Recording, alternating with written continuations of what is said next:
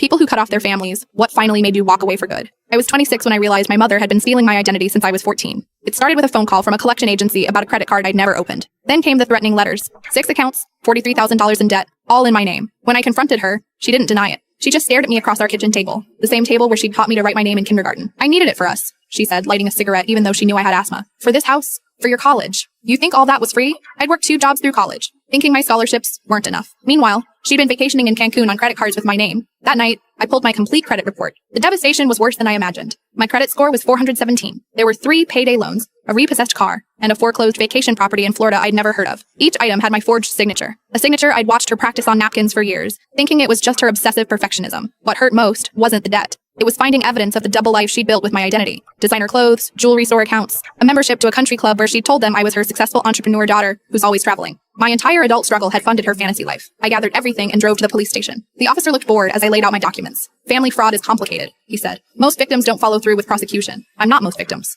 3 days later, I sat across from a detective. To file charges, I'd need to formally declare I was not a willing participant. My mother would face felony charges. Prison time was likely. Are you sure you want to do this? The detective asked. Once we start, there's no turning back. I thought about my childhood. Mom was a single parent who worked night shifts. She'd leave me dinners with little notes. Study hard, and reach for the stars. I believed we were a team, struggling together. As I hesitated, my phone buzzed with a text from her. I've always sacrificed everything for you. If you do this, you're dead to me. I stared at those words for a long time. My entire life, I'd been taught that family loyalty came before everything. Before truth, before self-respect, before justice. I looked up at the detective and slid my phone across the desk so he could see her message. That, I said, pointing to the text, is why I'm sure. The arrest happened on a Tuesday. I wasn't there, but neighbors called to tell me. They described her screaming my name as they put her in the cruiser, yelling that I was the ungrateful one, that I'd betrayed her after all she'd done. My father, who'd left when I was 3, called that night. You don't turn on family, he said. No matter what. Where were you when she was destroying my life? I asked. The line went dead. My aunt showed up at my apartment, banging on the door until neighbors threatened to call security. She has cancer, she shouted through the door. Did you know that? She needed that money for treatments. I didn't respond. Later, I called her doctor. There was no cancer. Never had been. The preliminary hearing was scheduled for Thursday. As I walked into the courthouse, my phone flooded with messages from relatives I hadn't heard from in years.